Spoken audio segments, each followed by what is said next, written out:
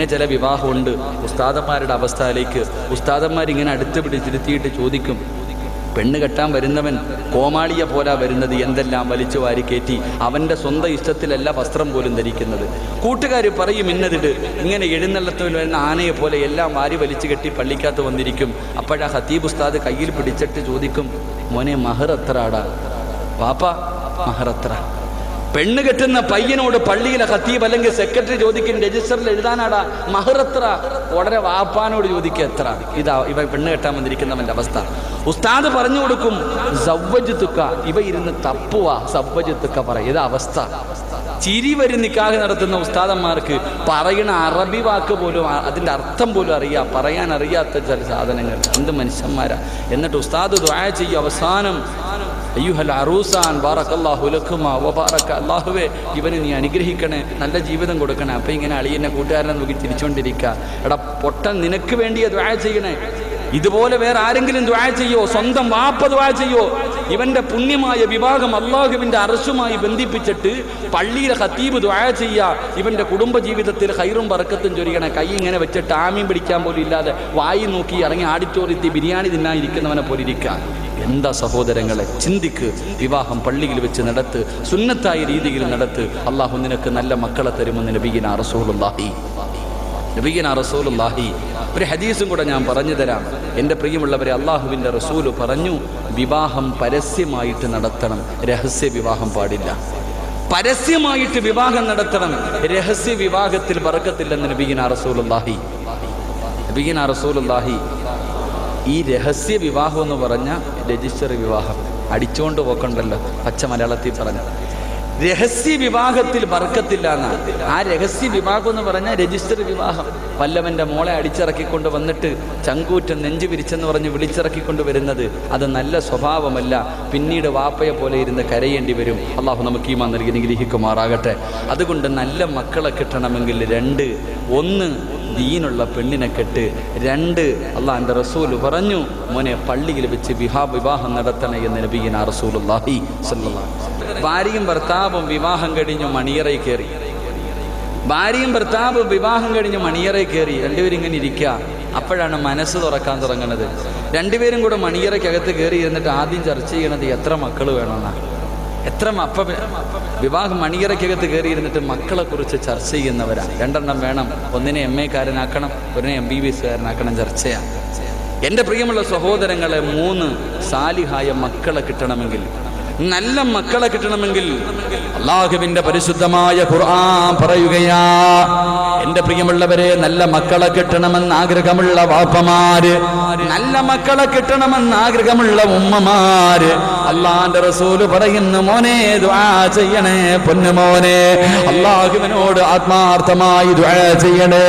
ദുആ ചെയ്തിട്ട് മക്കളെ നേടിയെടുക്കണം. ചെറുപ്പക്കാരാ, മഹാനായ യാക്കൂബ് നബി അലൈഹിസ്സലാം, അല്ലാഹുവിന്റെ പരിശുദ്ധമായ ഖുർആൻ പറയുകയാ, സക്കരിയ നബി അലൈഹിസ്സലാം അല്ലാഹുവിനോട് ദുആ ചെയ്യുകയാ. എവിടെ നിന്നാ ദുആ ചെയ്തത്? അതാ മറിയം ബീബി റളിയല്ലാഹു തആല അൻഹാ, ഖാല യാ മറിയം അന്നാ ലകി ഹാദാ, ഖാല ഹുവ മിൻ ഇൻദില്ലാഹ്. അതാ മറിയം ബീബി റളിയല്ലാഹു തആല അൻഹാ പള്ളിയുടെ മിഹ്റാബിനകത്തിരുന്നിട്ട് ആ കാലഘട്ടത്തിൽ ആ നാട്ടിൽ കിട്ടാത്ത പഴങ്ങൾ തിന്നുകൊണ്ടിരിക്കുമ്പോ സക്കരിയ നബി ചോദിച്ചു, മോളെ മറിയമേ, എവിടെ നിന്നാ മറിയമേ? അല്ല തന്നതാണെന്ന് പറയുമ്പോ ആ നല്ല സ്ഥലത്തിരുന്നു കൊണ്ട് സക്കരിയ നബി അല്ലാഹുവോട് പറഞ്ഞു, അല്ലാ, എനിക്ക് നല്ല മക്കളെ തരണേ അല്ലാ, സാലിഹായ സന്താനത്തെ തരണേ അല്ലാ. എന്റെ പ്രിയമുള്ളവരെ, പടച്ചുറപ്പ് കൊടുത്തു. ദുആ ചെയ്തിട്ട് മക്കളെ മേടിക്കുന്നവർ, റബ്ബിനോട് ദുആ ചെയ്തിട്ട് മക്കളെ കിട്ടാൻ ദുആ ചെയ്തിട്ട് ജീവിതം തുടങ്ങുന്നവര്, 120ാമത്തെ വയസ്സിലെങ്ങാണ്ടായ സക്കരിയ നബി ദുആ ചെയ്യുന്നത്. അവിടുന്നൊരു മകനെ കൊടുത്തു, പ്രായമായ കാലത്തൊരു കുഞ്ഞിനെ കൊടുത്തു. അള്ള തന്നെ പേരിട്ടു യഹിയ എന്ന് പേരിട്ടത് പടച്ചുറപ്പാ. അതിനു മുമ്പ് ഒരാൾക്കും യഹിയ എന്ന് പേരില്ല.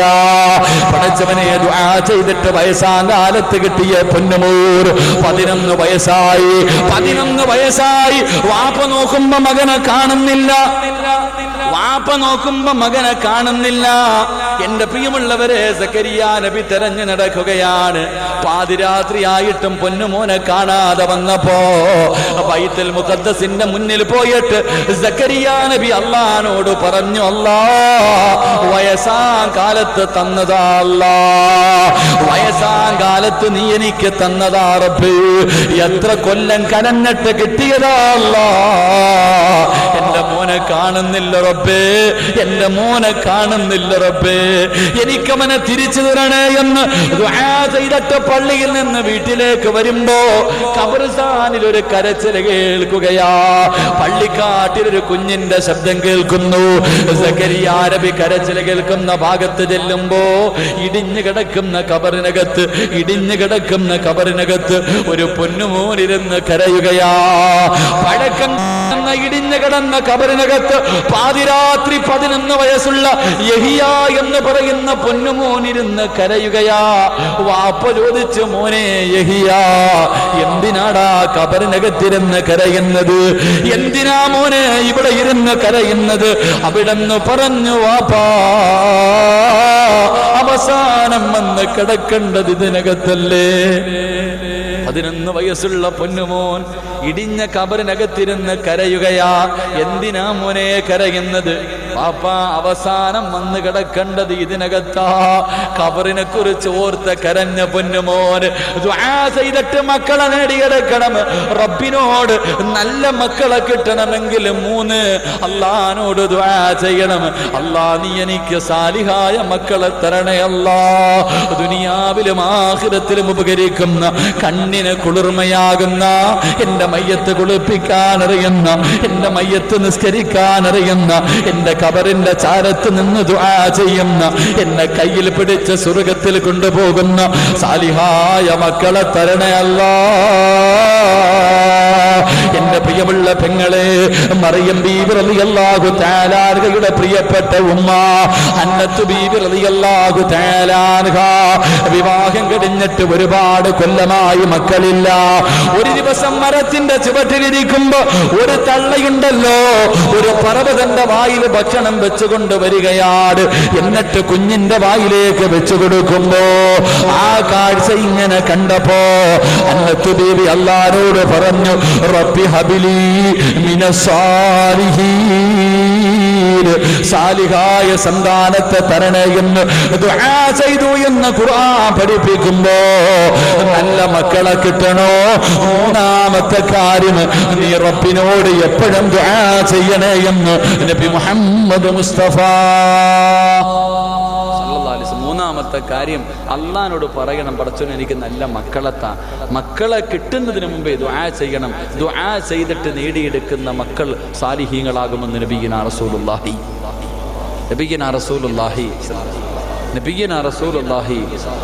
എൻ്റെ പ്രിയമുള്ള സഹോദരങ്ങളെ, ഞാൻ വിശദീകരിക്കുന്നില്ല. മണിയറക്കകത്ത് കടന്നു, ഭാര്യയും ഭർത്താവും ജീവിക്കാൻ തുടങ്ങി.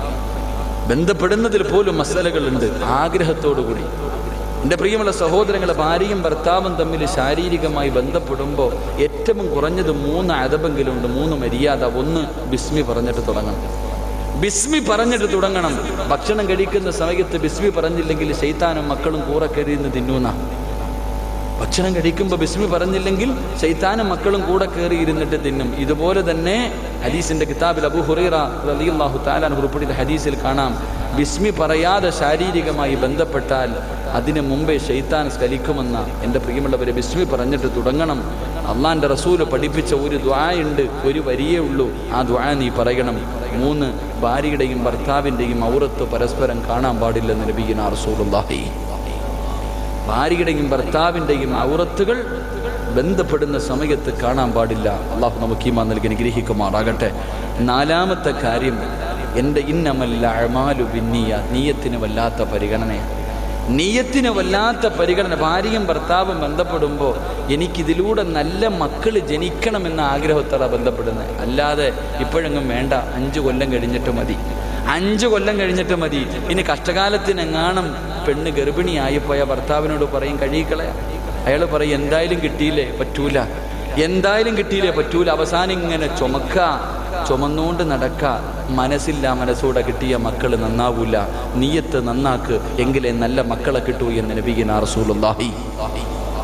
റസൂലുള്ളാഹി വിശദീകരിക്കുന്നില്ല. അവിടെ നിന്ന് ഭാര്യ ഗർഭിണിയായി. അങ്ങനെ വിവാഹമെല്ലാം കഴിഞ്ഞ് ഒരു 1.5 മാസം 2 മാസം അല്ലെങ്കിൽ കുറേ നാളുകൾ കഴിഞ്ഞു. ഒരു ദിവസം ഭർത്താവിൻ്റെ ഫോണിൽ ഒരു കോള് വന്നു.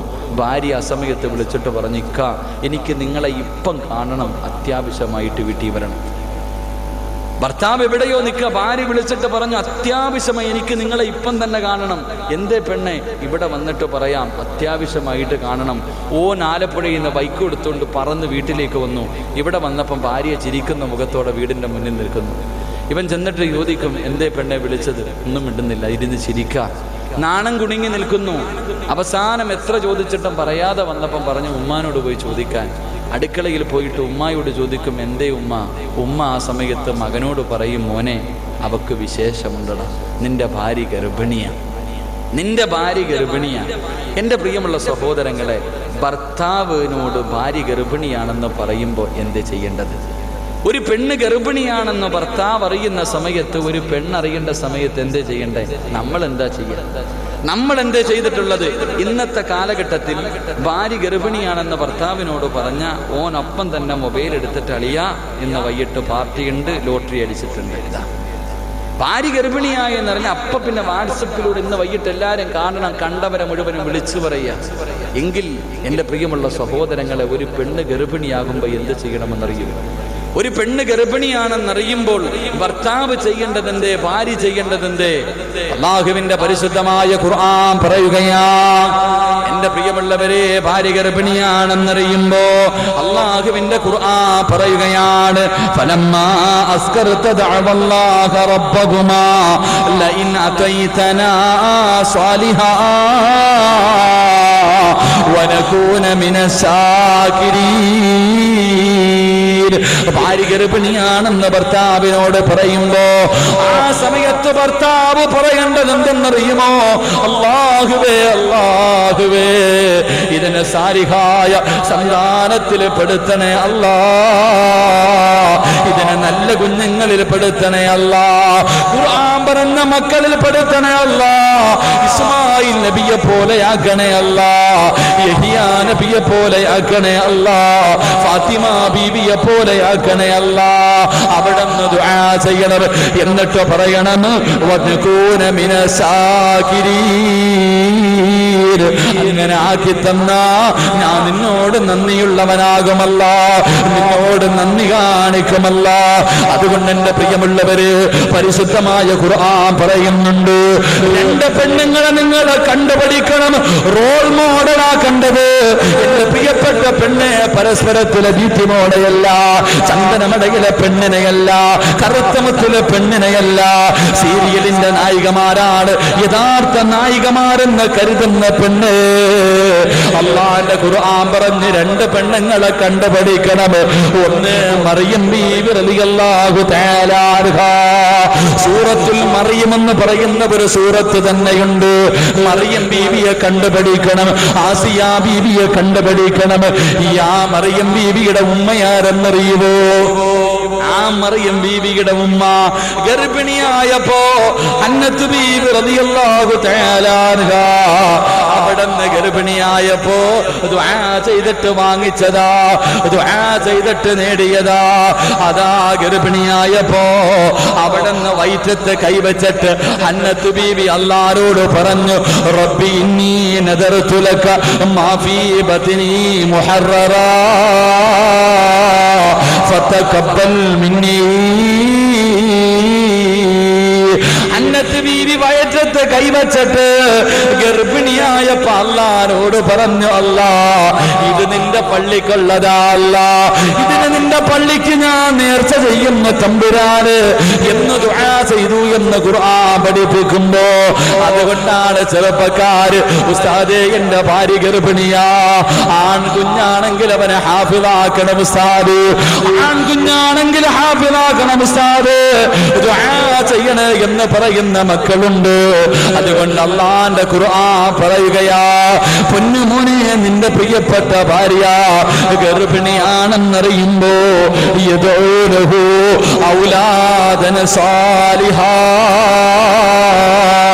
സാലിഹായ സന്താനമാകാ ദുആ ചെയ്യണേ എന്ന് നബി മുഹമ്മദ് മുസ്തഫ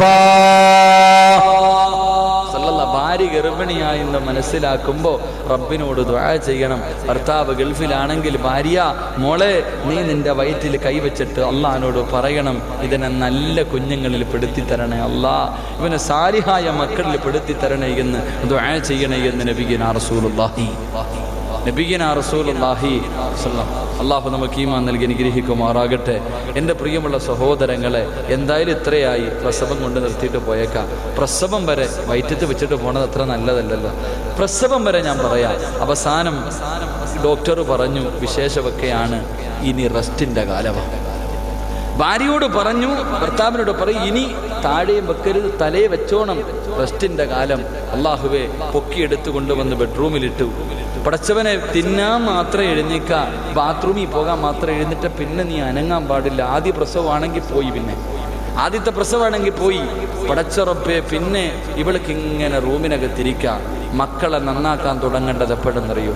പ്രസവിച്ചതിന് ശേഷമല്ല, പ്രസവിച്ചതിന് ശേഷമല്ല. എല്ലാ പെണ്ണുങ്ങളും പഠിച്ചോ, മക്കളെ നന്നാക്കാൻ തുടങ്ങേണ്ടത് പ്രസവിച്ചതിന് ശേഷമല്ല, ഗർഭിണിയായിരിക്കുന്ന സമയത്താണെന്ന് നബിയുനാ റസൂലുള്ളാഹി. ഒരു പെണ്ണ് ഗർഭിണിയായിരിക്കുമ്പോൾ അവൾ ഏറ്റവും കൂടുതൽ ചെയ്യുന്ന കാര്യം നിന്റെ കുഞ്ഞിനുണ്ടായിരിക്കും. ഏറ്റവും കൂടുതൽ നീ മൊബൈലിലാ കളിച്ചിട്ടുള്ളതെങ്കിൽ 1 വയസ്സായ വാപ്പാടെ പോക്കറ്റിൽ നിന്ന് മൊബൈൽ പൊക്കിയിരിക്കും. പെണ്ണ് ഗർഭിണിയായിരിക്കുന്ന സമയത്ത് വാട്സപ്പും ഫേസ്ബുക്കുമാണ് ഉപയോഗിച്ചിട്ടുണ്ടെങ്കിൽ ഉറപ്പായിട്ടും മൊബൈൽ കാണിച്ചു കൊടുക്കണ്ട, നിന്റെ മക്കളെടുത്തിരിക്കും. ഏറ്റവും കൂടുതൽ TV ആണ് കണ്ടിട്ടുള്ളതെങ്കിൽ കൊച്ചു TVയുടെ ഫ്രണ്ടിൽ നിന്ന് എഴുന്നേക്കത്തില്ല. അള്ളാഹു ഈമാൻ നൽകി അനുഗ്രഹിക്കുമാറാകട്ടെ. അള്ളാഹു ഈമാൻ നൽകി അനുഗ്രഹിക്കുമാറാകട്ടെ. എന്ത് വിശ്വസിക്കാൻ മടിയോ? ഞാൻ ചോദിക്കട്ടെ, കുഞ്ഞുങ്ങൾ കരഞ്ഞു, പ്രസവിച്ചു, ഒരു കുഞ്ഞ് കരയുമ്പോൾ കയ്യിലെടുത്ത് വെച്ചിട്ട് ഇങ്ങനെ ആട്ടാറുണ്ട്. ഇങ്ങനെ കയ്യിൽ വെച്ച് ഇങ്ങനെ ആക്കും. എന്തിന്? ഏത് കുഞ്ഞിനെയും കയ്യിലെടുത്ത് വെച്ചിട്ട് ഇങ്ങനെ ആക്കുമ്പോൾ കരച്ചിൽ നിൽക്കും, ഉറങ്ങും. കയ്യിൽ വെച്ചിട്ട് ആട്ടുമ്പോൾ കുഞ്ഞിന്റെ കരച്ചിൽ നിൽക്കും, ഉറങ്ങും. ഇങ്ങനെ ആക്കിയാൽ ഉറക്കം വരും, കരച്ചിൽ നിർത്തുമെന്ന് കുഞ്ഞിനെ ആരാ പഠിപ്പിച്ചു കൊടുത്തത്? ആരെങ്കിലും ഉസ്താദ് പള്ളിയിൽ നിന്ന് പഠിപ്പിച്ചു കൊടുത്തോ? അല്ലെങ്കിൽ ഉമ്മ പഠിപ്പിച്ചു കൊടുത്തോ? അല്ലെങ്കിൽ എവിടെന്നെങ്കിലും കണ്ടുപിടിച്ചതോ? എൻ്റെ പ്രിയമുള്ള സഹോദരങ്ങളെ, കുഞ്ഞിന് ഈ അറിവ് കിട്ടിയത് എവിടെ നിന്നറിയോ?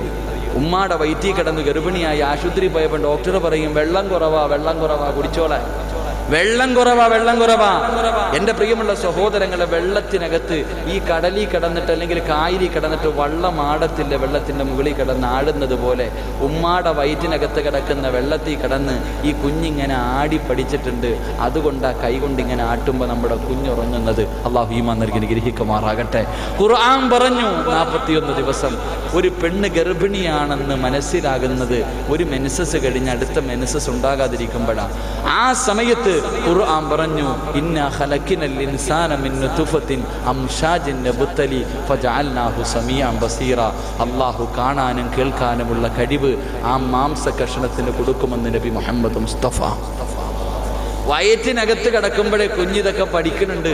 അതുകൊണ്ടാണ് പറഞ്ഞത്, ആ സമയത്ത് നല്ലത് മാത്രമേ ചെയ്യാവൂ. ഭാര്യയും ഭർത്താവും ആവശ്യമില്ലാത്തത് സംസാരിക്കാൻ പോലും പാടില്ല. ഒരുത്തനകത്ത് കിടന്ന് കേൾക്കുന്നുണ്ട്. എൻ്റെ പ്രിയമുള്ളവരെ, മഹാനായ ഇമാമുന ഷാഫി റളിയല്ലാഹു തആല അൻഹു 6ാമത്തെ വയസ്സിൽ പരിശുദ്ധമായ ഖുർആൻ മുഴുവനും കാണാതെ പഠിച്ചു, അതിൻ്റെ അർത്ഥവും പഠിച്ചു. 6 വയസ്സായപ്പോൾ പരിശുദ്ധമായ ഖുർആൻ മുഴുവനും പഠിച്ചു, അതിൻ്റെ അർത്ഥവും പഠിച്ചു. എങ്ങനെ പഠിച്ചു? ഗർഭിണിയായിരുന്ന സമയത്ത് ഉമ്മ ഖുർആൻ ഓതുന്നത് കേട്ട് വളർന്ന മകനാ ഇമാമുന ഷാഫി റളിയല്ലാഹു തആല അൻഹു. അല്ലാഹു ഈമാൻ നൽകി അനുഗ്രഹിക്കുമാറാകട്ടെ. അതുകൊണ്ട് എൻ്റെ പ്രിയപ്പെട്ട പെങ്ങളോട് പറയുന്നു, മോളെ നീ ആദ്യം മനസ്സിലാക്ക്, ഗർഭിണിയായിരിക്കുന്ന സമയത്ത് നല്ലത് മാത്രം ചെയ്, നല്ല കാര്യങ്ങൾ ചെയ്. നിന്റെ മക്കൾ നന്നാകും, നിന്റെ മക്കൾ സാലിഹീങ്ങളാകുമെന്ന് നബിയുനാ റസൂലുള്ളാഹി. നബിയനാ റസൂലുള്ളാഹി. എൻ്റെ പ്രിയമുള്ള സഹോദരങ്ങളെ, ഭാര്യ ഗർഭിണിയായി, പ്രസവം കഴിഞ്ഞു. ഞാൻ വിശദീകരിക്കുന്നില്ല, പെട്ടെന്ന് ഞാൻ പറയാം. പ്രസവം കഴിഞ്ഞു. പ്രസവിച്ച് കഴിഞ്ഞാൽ ഒരു കുഞ്ഞിൻ്റെ ചെവിയിൽ ബാങ്ക് കൊടുക്കണം, ഇഖാമത്ത് കൊടുക്കണം, സൂറത്തുൽ ഇന്നാ അൻസൽന ഓതണം, സൂറത്തുൽ ഇഖ്ലാസ് ഓതണം, ആലിമ്രാനിൻ്റെ 32-ാമത്തെ ആയത്ത് ഓതണം.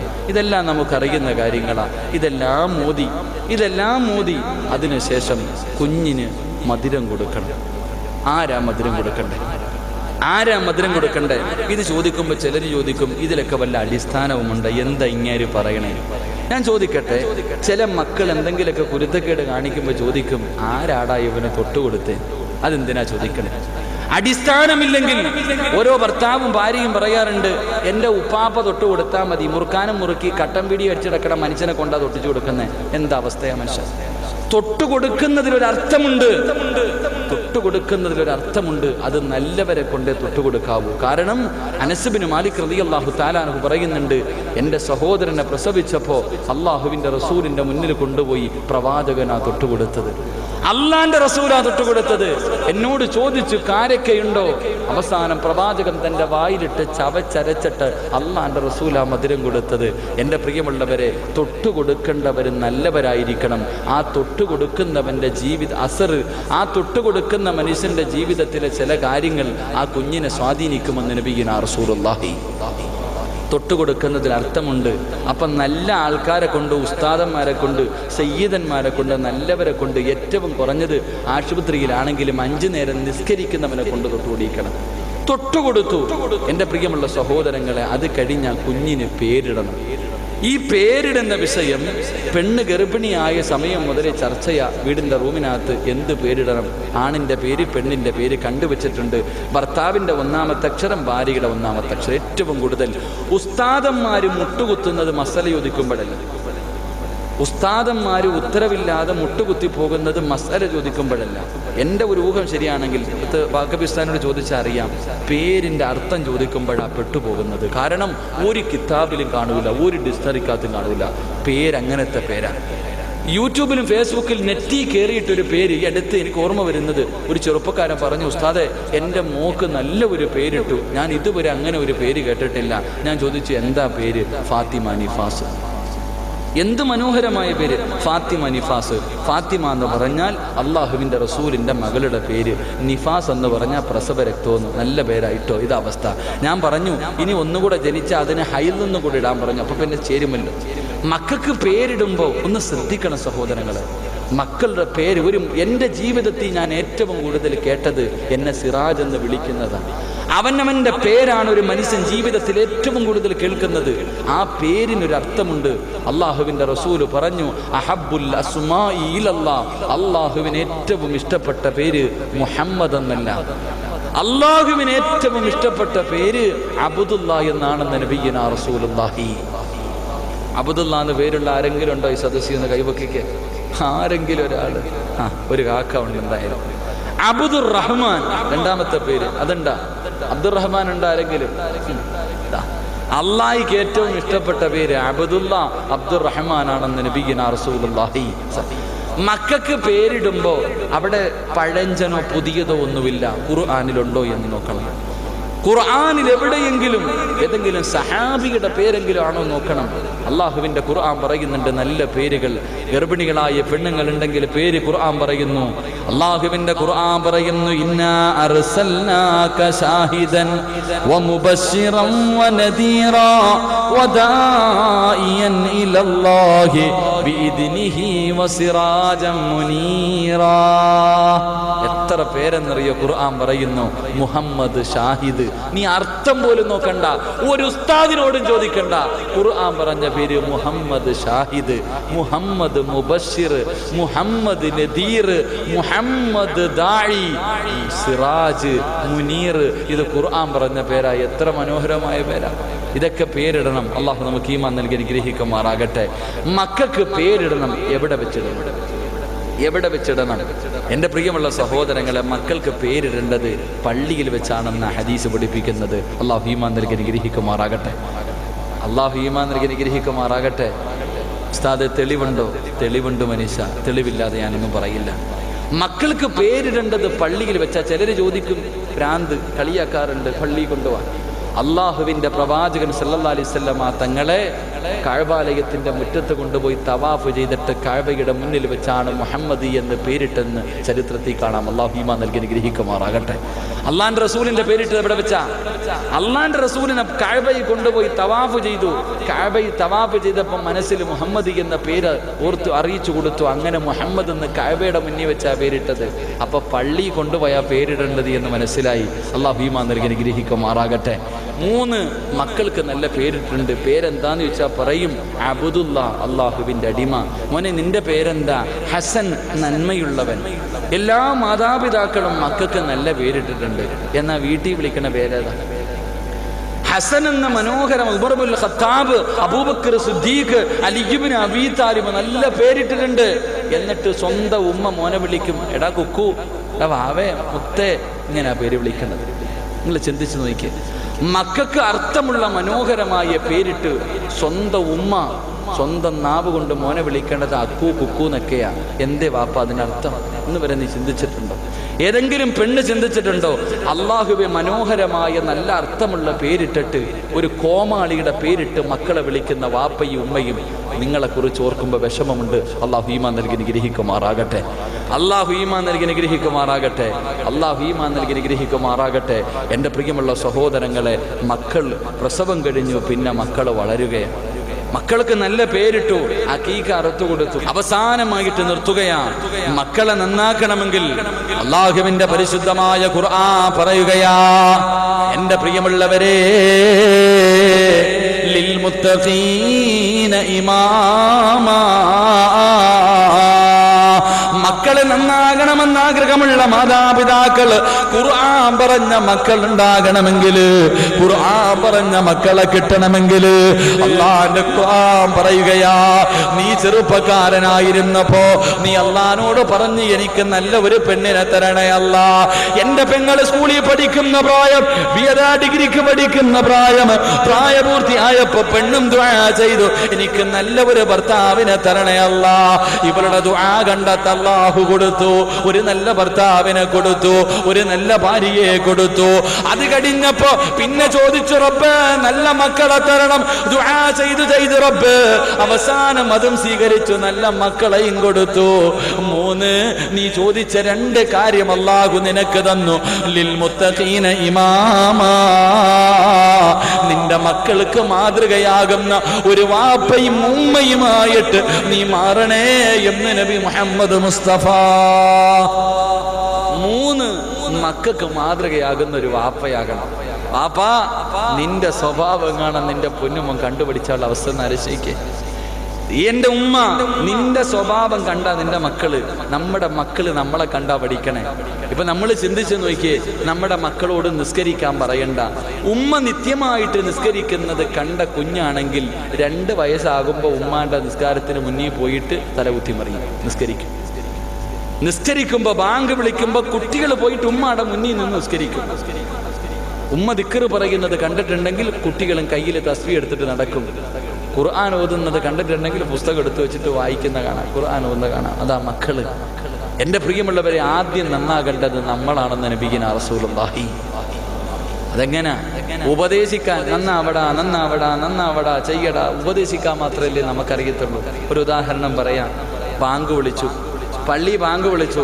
പാപ്പ ഇങ്ങനെ കട്ടൻ പീടിയും വരിച്ചോണ്ട് വീടിന്റെ മുന്നിൽ ഇരിക്കുക. മോനെടാ, ബാങ്ക് വിളിച്ചടാ, പള്ളിയിൽ പോയി നിസ്കരിക്കടാ. ആരാ പറയണ? വാപ്പ. അങ്ങാരുടെ കാലിൽ ഒരു കുരുവില്ല, ഒരു അസുഖവും ഇല്ല, നടക്കാൻ അല്ലാഹു ആരോഗ്യം ആഫിയത്തും കൊടുത്തു. പള്ളിയുടെ പരിസരത്തിൽ വീടിന്റെ മുന്നിൽ ഇരുന്നിട്ട് മോനോട് പറയും, നീ പോയി നിസ്കരിക്കടാ. എന്ത് ന്യായമാ മനുഷ്യ, നിനക്ക് പോയിക്കൂടെ? സത്യത്തിൽ യഥാർത്ഥത്തിൽ ഒരു വാപ്പ മുന്നിൽ പോണം, മോനെ പുറകെ കൊണ്ടുപോകണം. അതാ വാപ്പ എന്ന് പറഞ്ഞ. ഉമ്മ മഗ്രിബിന്റെ സമയത്ത് ടിവിയുടെ മുന്നിൽ ഇരിക്കുക. അങ്ങനെ ഇങ്ങനെ ഇരിക്കുമ്പോഴാ ബാങ്ക് വിളിക്കണു, മോളെ സലാത്ത് പറ, ഖുർആനോത്, നിസ്കരിക്ക്. ഞാനിവിടെ ഹജ്ജ് ചെയ്തുകൊണ്ടിരിക്കുക. ഉമ്മ ടിവിയുടെ ഫ്രണ്ടിൽ പെറ്റ് കിടക്ക, മോളോട് പറയാൻ ചെയ്യാൻ നാണവില്ലേ പറയാൻ? എന്ത് യോഗ്യതയാ ഉള്ളത്? മഹാനായി നബി മുഹമ്മദ് മുസ്തഫ. നബി മുഹമ്മദ് മുസ്തഫ അള്ളാഹുവിന്റെ പ്രവാചകന്റെ മുന്നിൽ ഒരു ഉമ്മ ഒരു മകനെ കൊണ്ടുവന്നു. ഒരു ചെറിയ പയ്യനെ കൊണ്ടുവന്നിട്ട് പ്രവാചകനോട് പറഞ്ഞു, നബിയേ, ഇവൻ മധുരം അധികമായിട്ട് തിന്നുന്ന നബിയെ, ആര് പറഞ്ഞിട്ട് കേൾക്കണില്ല നബിയെ, നിങ്ങൾ പറ, എൻ്റെ മോൻ അനുസരിക്കും. അള്ളാഹുവിൻ്റെ റസൂല് പറഞ്ഞു, പോയിട്ട് ഒരാഴ്ച കഴിഞ്ഞ് വരാൻ ഉമ്മ മകനെയും കൊണ്ടുപോയി. ഒരാഴ്ച കഴിഞ്ഞ് തിരിച്ചു വന്നു. അള്ളാഹുവിൻ്റെ റസൂൽ ഈ പയ്യനെ അടുത്ത് വിളിച്ചിട്ട് പറഞ്ഞു, സല്ലല്ലാഹു അലൈഹി വസല്ലം, പ്രവാചകൻ പറഞ്ഞു, മോനെ, മധുരം അധികമായിട്ട് കഴിക്കരുത്, ശരീരത്തിന് നല്ലതല്ല. ഈ ഉമ്മ നബിയോട് ചോദിച്ചു, ഇത് പറയാനാ ഒരാഴ്ച എടുത്ത്? ഇത് പറയാനായിരുന്നു ഒരാഴ്ച എടുത്ത്, അന്നേ പറഞ്ഞുകൂടെ? ആ സമയത്ത് അള്ളാഹുവിൻ്റെ റസൂല് പറഞ്ഞ ഒരു മറുപടിയുണ്ട്, മധുരം അധികമായിട്ട് ഞാൻ കഴിക്കും, ആദ്യം ഞാനൊന്ന് കുറയ്ക്കട്ടെ, എന്നിട്ട് ഉപദേശിക്കാമെന്ന് കരുതിയെന്ന് നബി മുഹമ്മദ് മുസ്തഫ. ആ നേതാവിൻ്റെ അനിയന്മാരെ നമ്മളൊക്കെ, ആ നേതാവിനെ വിശ്വസിക്കുന്നവരാ, ഇഷ്ടപ്പെടുന്നവരാ. അതുകൊണ്ട് ആദ്യം നീ നന്നാവ്, എന്നിട്ട് നിന്റെ മക്കളെ നന്നാക്കാൻ തുടങ്ങുക. അള്ളാഹു ഈമാൻ നൽകി അനുഗ്രഹിക്കുമാറാകട്ടെ. ഉമ്മയെ കണ്ട് പഠിക്കുക. പാല് കൊടുക്കുന്നത് ടിവിയുടെ ഫ്രണ്ടിയിരുന്ന് കൊച്ചു കുഞ്ഞിന്റെ കയ്യിൽ പിടിച്ചിട്ട് ആ കാമുകന്റെ കൂടെ കറങ്ങുന്നത് അല്ലേ? ചിന്തിക്ക്. ഒളിച്ചോടിയില്ലെങ്കിലല്ലേ കുഴപ്പമുള്ളൂ. നിങ്ങൾ ചിന്തിക്ക് സഹോദരങ്ങളെ, നിങ്ങൾ ചിന്തിച്ചു നോക്ക്. ഉമ്മയെ കണ്ട് പഠിച്ച മക്കൾ വാപ്പയെ കണ്ട് എല്ലാ വൃത്തികേടും. ഇപ്പൊ ഉദാഹരണം, മക്കള് കള്ളം പറയുന്നത് ആർക്കും ഇഷ്ടമല്ല. മക്കള് കള്ളം പറയുന്നത്, ഞാൻ ഈ അടുത്ത് വണ്ടിക്കകത്ത് കയറിയപ്പോ, ട്രാൻസ്പോർട്ട് ബസ്സിൽ കയറിയപ്പോ ടിക്കറ്റ് എടുക്കുന്ന ആള് വന്നിട്ട് ടിക്കറ്റ്, അപ്പൊ ഉമ്മ പറഞ്ഞു, അവന് പൈസ ആയില്ല, അവന് ആപ്പം കണ്ട മതിയെന്ന് പറഞ്ഞു. അപ്പൊ ഡോക്ടർ ഇയാൾ ഈ ചെറുക്കൻ്റെ അടുത്ത് വെച്ചു, മോനെ നിനക്ക് എത്ര വയസ്സുണ്ട്? ഉമ്മ പറഞ്ഞു, ഇവന് പ്രായമായില്ല. മോനെ, കള്ളം പറയാൻ ഉമ്മ തന്നെ പറഞ്ഞു കൊടുക്കുക. ഉമ്മ തന്നെ മക്കൾക്ക് പറഞ്ഞ്, നമ്മളെ കണ്ടാ നമ്മുടെ മക്കൾ പഠിക്കുന്നത്. എൻ്റെ പ്രിയമുള്ള സഹോദരങ്ങളെ, ഉമ്മ മോശമായ കാര്യങ്ങൾ ചെയ്യുന്നത് കണ്ടു വളരുന്ന മക്കൾ. അവൾ ഒളിച്ചോടിയില്ലെങ്കിലല്ലേ കുഴപ്പമുള്ളൂ, അവൾ പോയില്ലെങ്കിലല്ലേ കുഴപ്പമുള്ളൂ. അള്ളാഹു ഈമാൻ നൽകി അനുഗ്രഹിക്കുമാറാകട്ടെ. ബഹുന്ദനായ ഉസ്താദ് പറഞ്ഞതുപോലെ, എൻ്റെ പ്രിയമുള്ളവരെ, ചിലപ്പോൾ മക്കളെ നമ്മൾ നല്ല രീതിയിൽ വളർത്തും. മക്കളെ നല്ല രീതിയിൽ വളർത്തി നല്ല ഒരു നിലയിലാക്കും. നല്ലൊരു നിൽക്കിയപ്പോൾ എടുത്ത് തലശ്ശേരിയിൽ ഒരു പ്രിയപ്പെട്ട പെൺകുട്ടി തൻ്റെ കുടുംബത്തിലെ ഉപ്പയോ സഹോദരനോ, മോളെ റാഹില പോകല്ലേ എന്ന് കിടന്ന് യാചിക്കുന്ന ഒരവസ്ഥ. അതിങ്ങനെ എൻ്റെ ചെറുപ്പക്കാരോട് ഞാൻ പറയാറുണ്ട്, മക്കളെ, നിങ്ങൾ ഇങ്ങനെ വാട്സപ്പിലൂടെ മുസ്ലിം പെൺകുട്ടി ആരാടാ പറഞ്ഞത് അവള് മുസ്ലിമാണ്? നീ മുസ്ലിം എന്ന് എഴുതി അള്ളാഹ് നിന്നെ വെറുതെ വിടൂല. ഞാൻ ഉറപ്പായിട്ട് പറയാം, മുസ്ലിം എന്ന് നീ എഴുതാൻ പാടില്ല. വാപ്പ കടന്നിട്ട് റാഹില പോകല്ലേ, മോളെ റാഹില പോകല്ലേ കിടന്ന് യാചിക്കുന്നു. അങ്ങനെ മക്കൾ ഒളിച്ചോടി പോയ വാപ്പമാരുണ്ട്. സ്വന്തം മക്കൾ കണ്ടവന്മാരുടെ കൂടെ ഇറങ്ങിപ്പോയ മാതാപിതാക്കളുണ്ട്. ആ മാതാപിതാക്കൾക്ക് ഖുർആൻ ഒരു ചരിത്രം പറഞ്ഞു. റാഹില എന്ന് പറയുന്ന പൊന്നുമോളെ കോടതിയുടെ മുന്നിൽ കിടന്നിട്ട് ഒരു വാപ്പ യാചിക്കുന്ന ആ വീഡിയോ കണ്ടപ്പോൾ എനിക്ക് ഓർമ്മ വന്നത് ഒരു വാപ്പാനെയാണ്. എനിക്കൊരു വാപ്പാനെ ഓർമ്മ വന്നത്. ഏത് വാപ്പ എന്നറിയുമോ? അള്ളാഹുവിന്റെ പരിശുദ്ധമായ ഖുർആൻ പറഞ്ഞു, ശൈഖുൽ അംബിയാ നൂഹ് നബി അലൈഹിസ്സലാം. 950 വർഷക്കാലം ദഅവത്ത് നടത്തിയ നൂഹ് നബി, അള്ളാഹു അവസാനം 73 പേരാ ആകെ വിശ്വസിച്ചത്. അവസാനം അള്ളാഹുവെ പൊട്ടിക്കരഞ്ഞ് റബ്ബിനോട് ദുആ ചെയ്തു, ഇവന്മാരെ മുഴുവനും നശിപ്പിക്കണേ എന്ന് എതിരായി ദുആ ചെയ്തു. അവസാനം കപ്പലിൽ കയറിയിട്ട് തന്നെ കൊണ്ട് വിശ്വസിച്ചവരെയും കൊണ്ട് വരുമ്പോ പൊന്നുമോന് വെള്ളത്തിൽ കിടന്ന് ചാകുകയാണ്. പൊന്നുമോന് വെള്ളത്തിൽ കിടന്ന് മുങ്ങി ചാവുകയാണ്. ആ സമയത്ത് വേദനിക്കുന്ന മനസ്സോടെ ആ വാപ്പ വിളിച്ചു, യാ ബുനയ്യ, ഏ പൊന്നുമോനെ, മോളെ റാഹില നീ പോകല്ലേ എന്ന് കോടതിയുടെ മുന്നിൽ കിടന്നിട്ടൊരു വാപ്പയോ കൂടപ്പുറപ്പോ യാചിക്കുന്നവ കണ്ടവരെ ഖുർആനാ പറഞ്ഞത്. വാപ്പ തന്റെ പൊന്നു മകനോട് പറഞ്ഞു, യാ ബുനയ്യ, പൊന്നുമോനെ, ഞാൻ പറയുന്നതൊന്ന് കേൾക്കടാ, ഇർകബു മഅന, ഈ വള്ളത്തിലേക്ക് കയറും മോനെ, രക്ഷപ്പെടൂലടാ, ഇതിലേക്ക് കയറ്, രക്ഷപ്പെടൂല. ഇല്ല വാപ്പ, ഞാൻ വരൂല, ഞാൻ കയറൂല. ആ കാണുന്ന പർവ്വതത്തിന്റെ മുകളിൽ കയറിയിട്ട് ഞാൻ രക്ഷപ്പെടും, എങ്കിലും നിങ്ങളുടെ കൂടെ കൂടൂല. ഞാൻ നിങ്ങളെ വാപ്പ മരിച്ചാലും ഉമ്മ മരിച്ചാലും നാട്ടുകാരുടെ മുന്നിൽ നാറിയാലും എനിക്ക് ഇവനെ മതി എന്ന് പറഞ്ഞിട്ട് ഇറങ്ങിപ്പോകുന്ന പെമ്മക്കൾ നമ്മുടെ സമുദായത്തിൽ വരുമ്പോ സ്വന്തം മോന് വെള്ളത്തിൽ മുങ്ങി ചത്തു കിടക്കുന്നത് കണ്ടപ്പോ നൂഹ് നബി കരഞ്ഞുവത്രേ. മനസ്സ് വേദനിച്ചപ്പോ അള്ളാഹ് പറഞ്ഞ മറുപടിയായി എനിക്കും പറയാനുള്ളത്. അള്ളാഹു പറഞ്ഞ ഒരു മറുപടിയുണ്ട്. സ്വന്തം മകൻ മരിച്ചു കിടക്കുമ്പോ ആ മരിച്ചു കിടക്കുന്ന മയ്യത്തിന്റെ മുന്നിൽ നിന്നിട്ട് വാപ്പയുടെ മനസ്സ് വേദനിച്ചപ്പോ റൂഹുൽ അമീൻ മലക്ക് ജിബ്രീൽ അലൈഹിസ്സലാം ഇറങ്ങി വന്നിട്ട് കരഞ്ഞ നബിയോട് പറഞ്ഞു, കരയല്ലേ നബിയെ, വലൈസ മിൻ അഹ്ലി, അവൻ നിങ്ങളുടെ കുടുംബത്തിൽ പിറന്നവനല്ല.